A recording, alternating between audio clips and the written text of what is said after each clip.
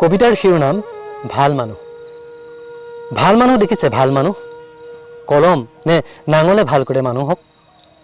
চকুত চকু ৰাখি মুখত হাঁহি লৈ কি শাৰীৰিক ভাষাৰে নিৰ্বাচন কৰা হয় ভাল মানুহক। উচ্চতা কিমান থাকে ভাল মানুহৰ? শকত, ক্ষীণ, গাৰ বৰণ বগা কোলা নে বাগুৰ বৰণীয়া হ'ব লাগে ভাল মানুহ হ'বলৈ?